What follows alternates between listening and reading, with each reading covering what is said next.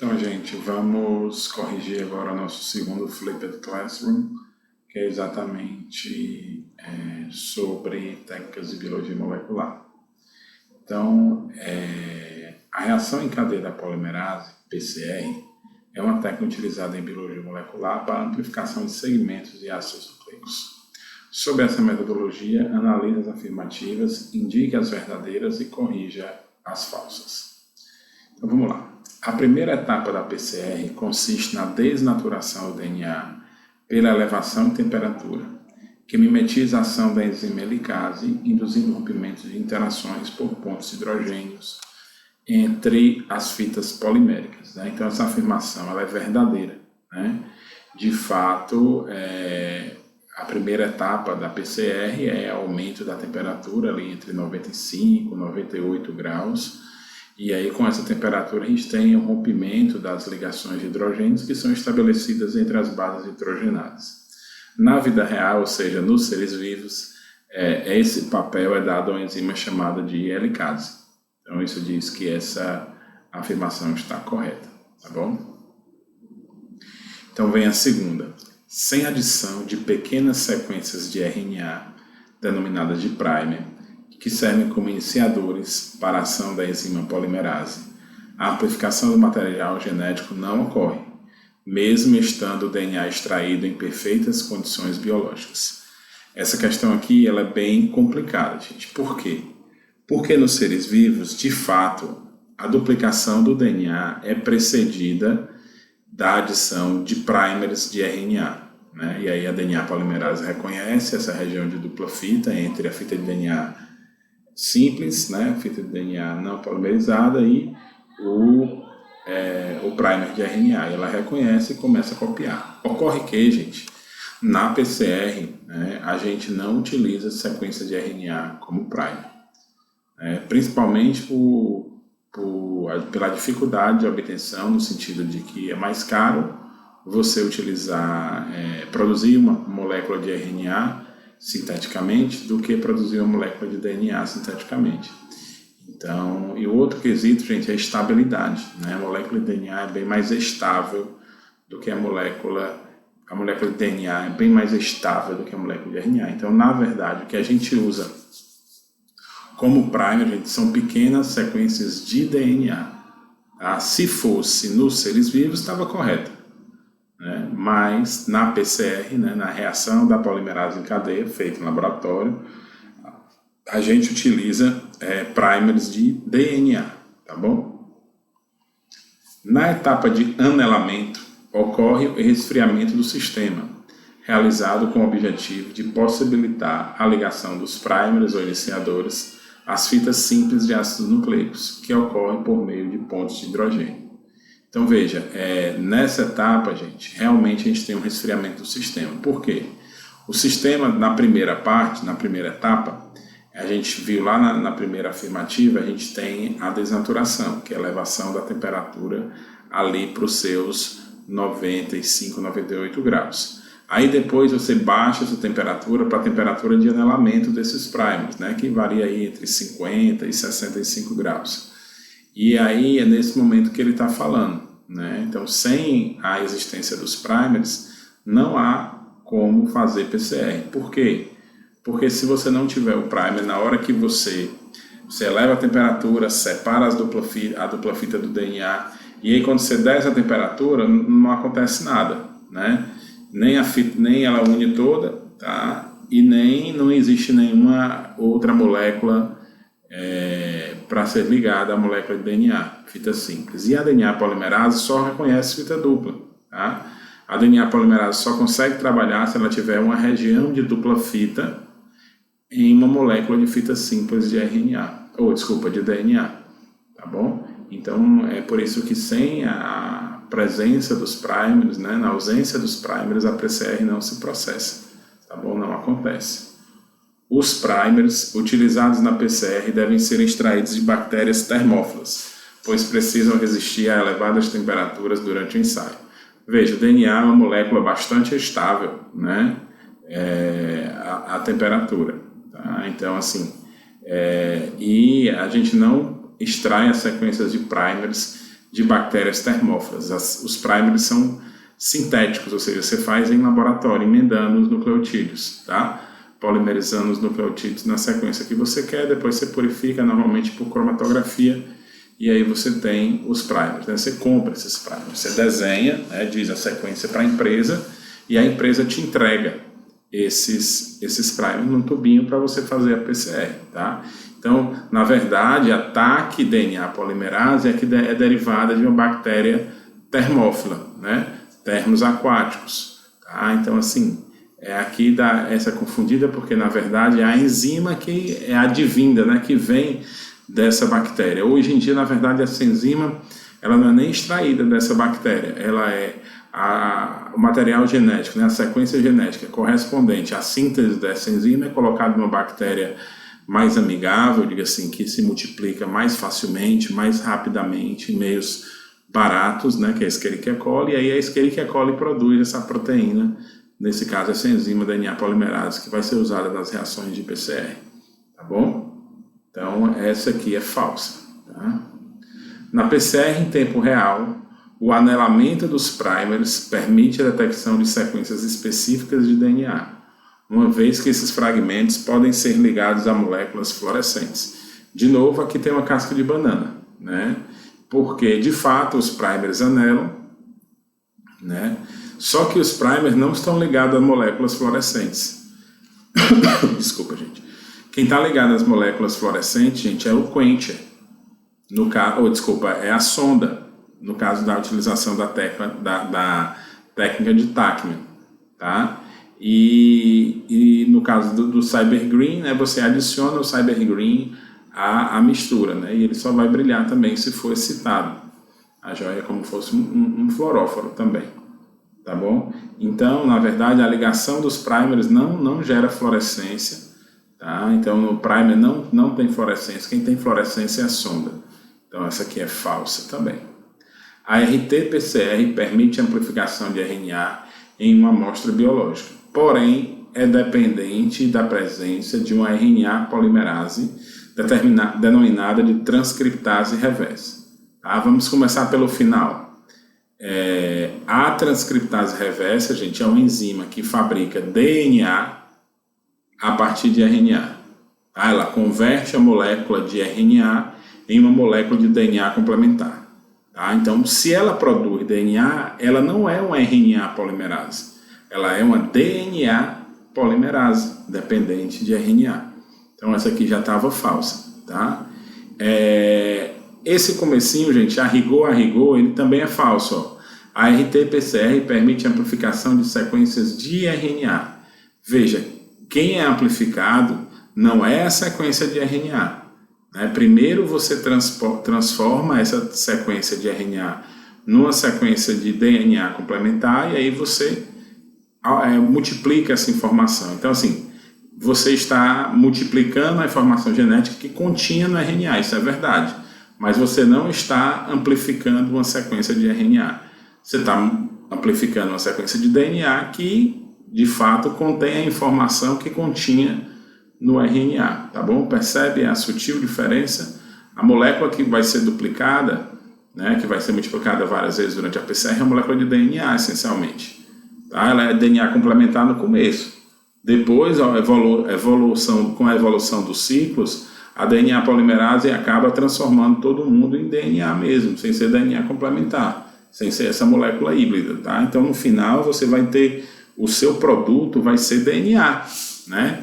Mas que contém a informação que continha no RNA, tá bom? Percebe? É bem sutil, mas tem diferença, tá bom? Vamos em frente, gente. A técnica de eletroforese permite separar fragmentos de proteínas e ácidos nucleicos por tamanho e carga elétrica. Com base na figura abaixo, que representa uma corrida eletroforética de DNA, marque a alternativa correta e justifique as falsas. Aí vamos aqui na letra A. Os fragmentos maiores de DNA migram mais rápido do que os fragmentos menores devido ao seu alto peso molecular.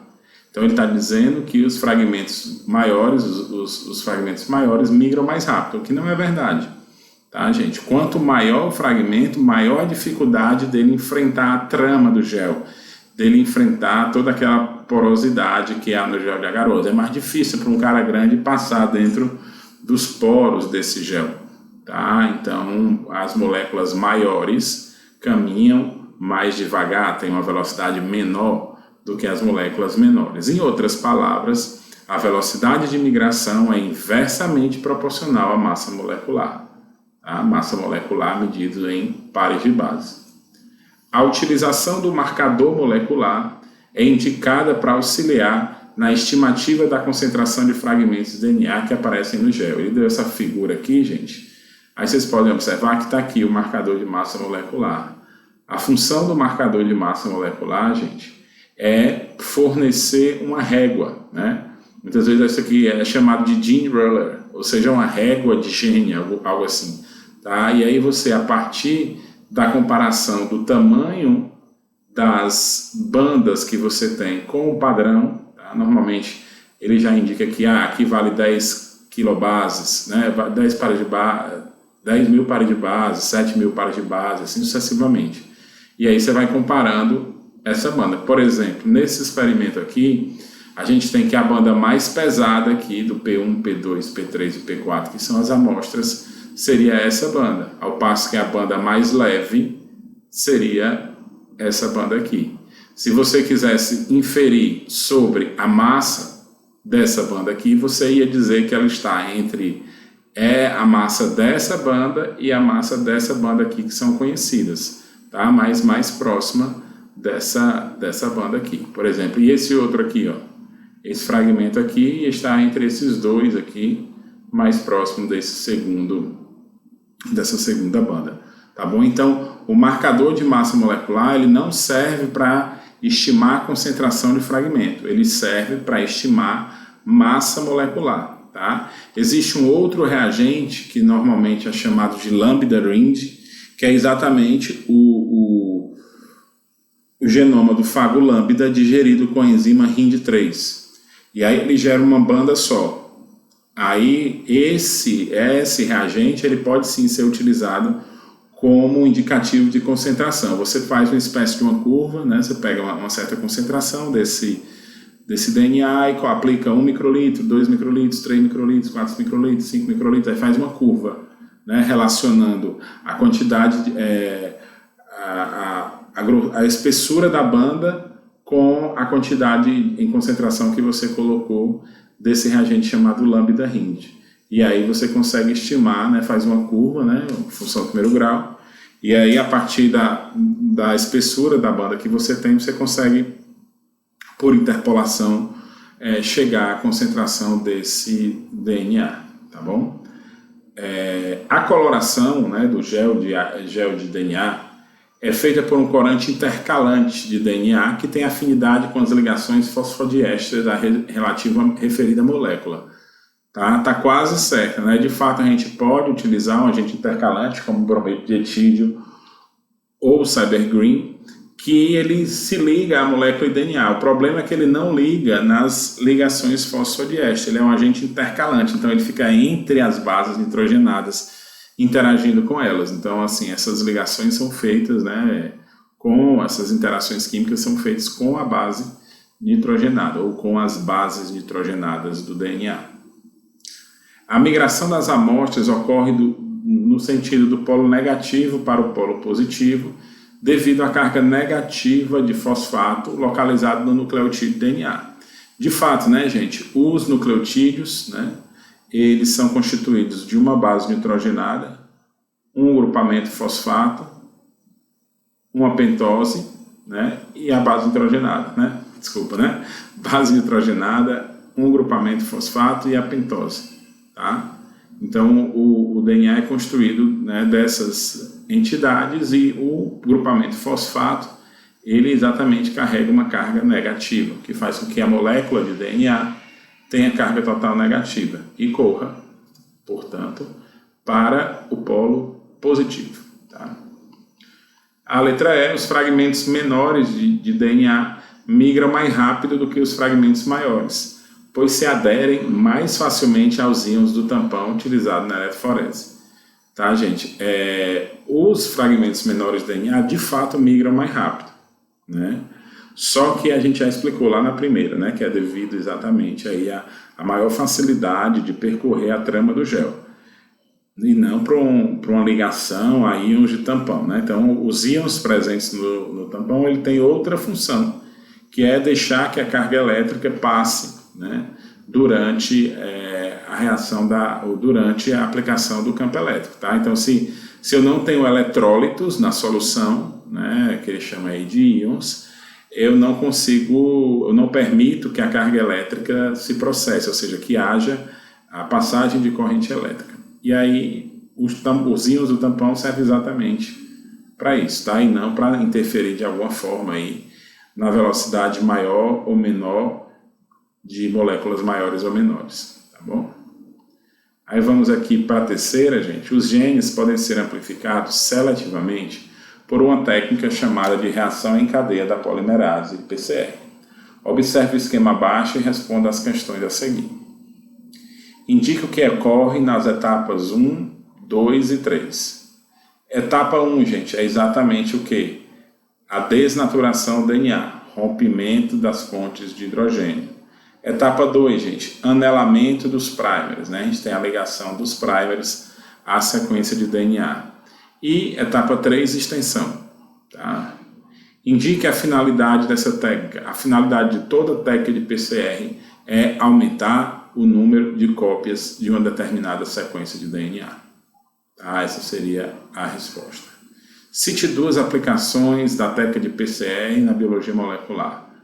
Veja, você pode aplicar PCR para fazer clonagem, para diagnosticar uma doença, para reconhecer polimorfismo, para procurar por anomalias genéticas, tá? Então, assim, para detectar doenças em homens, em animais, em plantas, tá? Então, assim, teste de paternidade, perícia forense. Então, assim, tem muitas aplicações da técnica de PCR, tá bom? Tendo como base os princípios da PCR, cite a técnica que mede diretamente os níveis de RNA mensageiro nas células por meio do seu DNA complementar. Essa pergunta aqui, essa questão não é minha, né, gente? Mas, assim, técnica que mede diretamente, então, gente, essa técnica, na verdade, ela é um pouco indireta, né? Porque quando você vai chegar no DNA complementar, você vai transformar esse DNA complementar em DNA, né? Então, assim,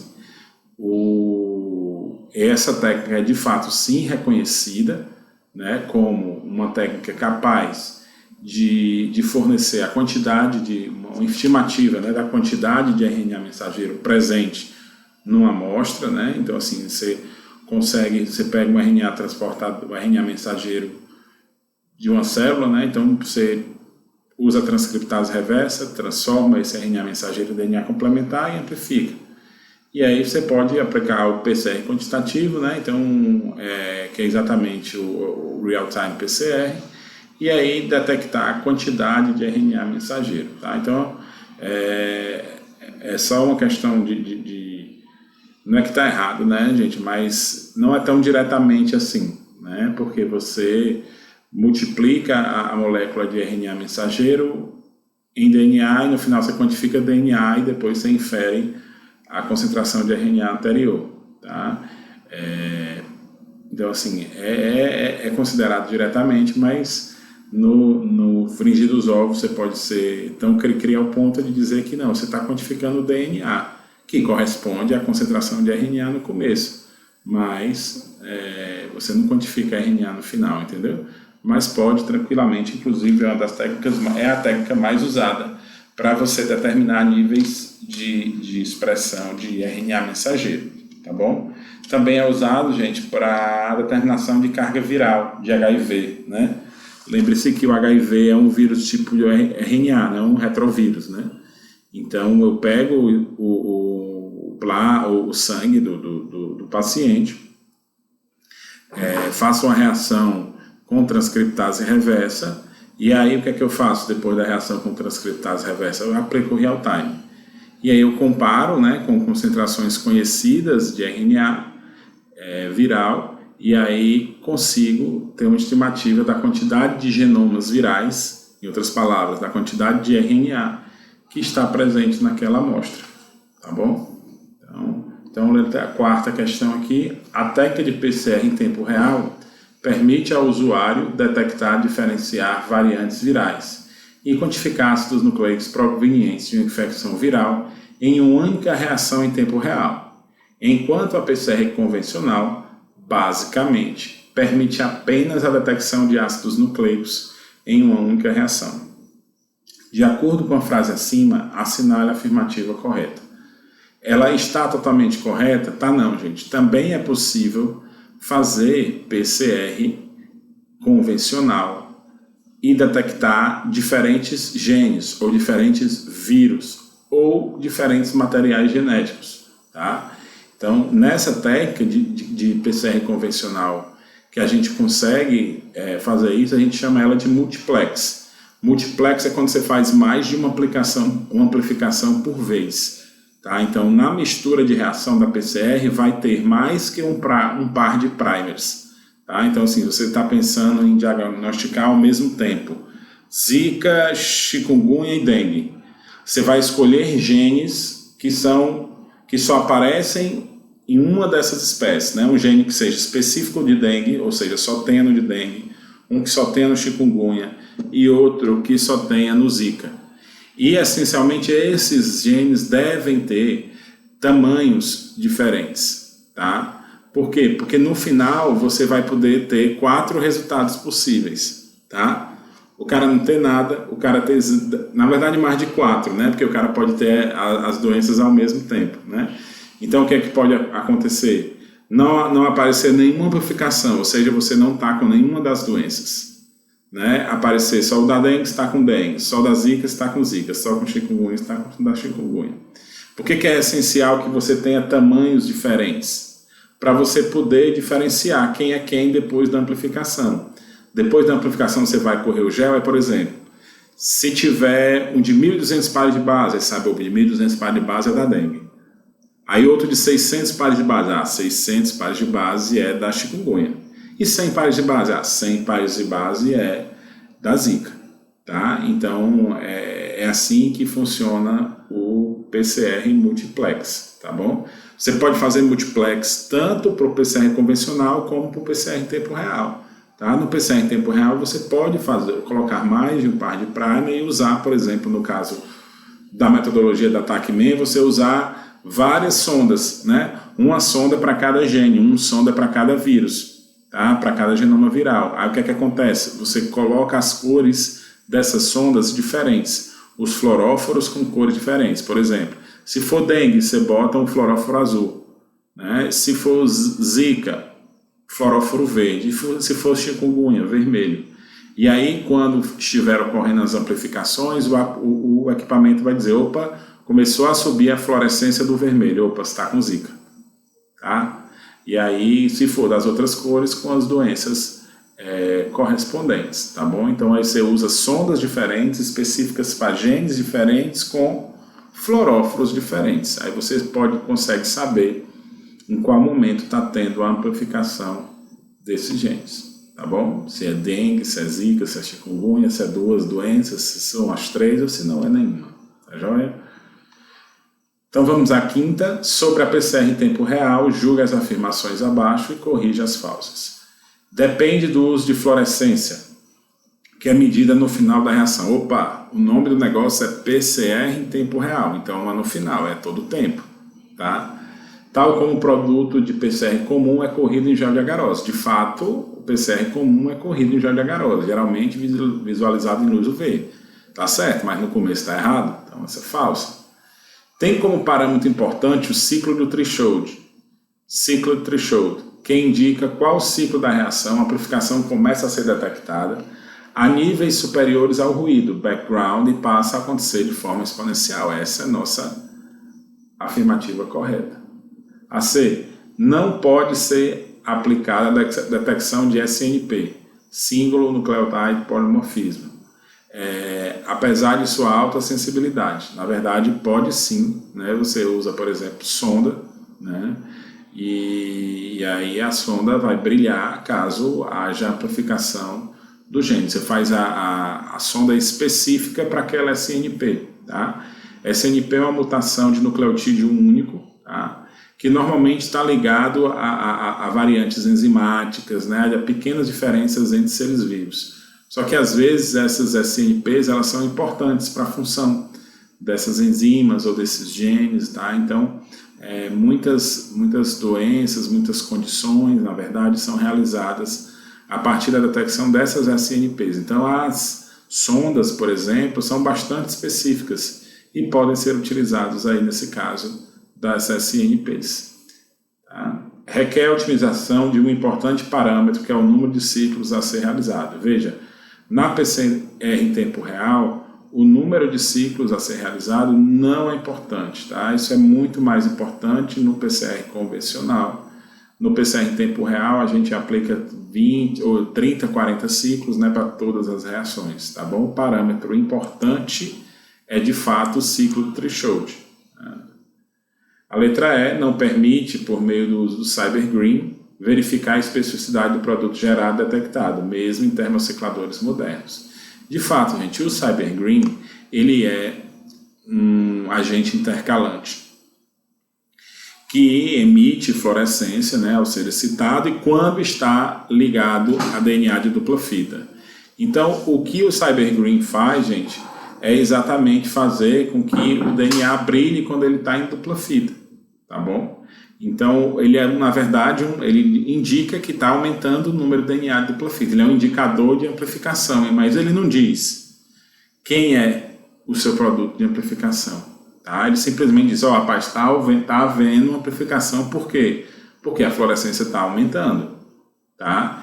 Existem controles de qualidade que você pode fazer após a reação de PCR, que a gente chama de curva de dissociação, que tem como você ver, por exemplo, se há mais de uma molécula amplificada, ou se aquela molécula amplificada é compatível a um controle que você tem. Como é que você faz isso? Você começa a aquecer a mistura, né? Então acabou sua PCR, o CyberGreen está lá, né? Cheio de fluorescência, e aí você começa a aquecer. Quando você começa a aquecer, vai chegar uma hora que essa molécula amplificada ela vai ficar em simples fita.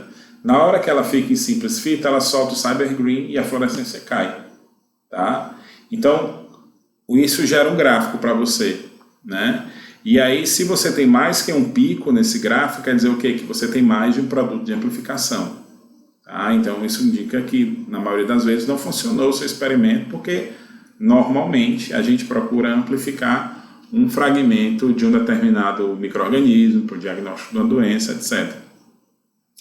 Mas você pode ter um pouco mais de confiança nesse resultado se você tem um controle positivo e você compara a curva de dissociação do controle positivo com o seu experimento, tá?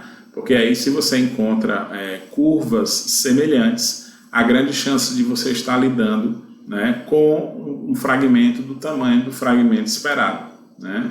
E outra coisa que a curva de dissociação depende de duas coisas: do tamanho do fragmento e da sequência do fragmento no que diz respeito ao conteúdo GC, tá? Quanto mais GC tiver, mais difícil vai ser de abrir também. Então, mas em sequências maiores, aí acaba valendo mais aí a questão do tamanho do fragmento, tá bom? É isso, gente. Obrigado.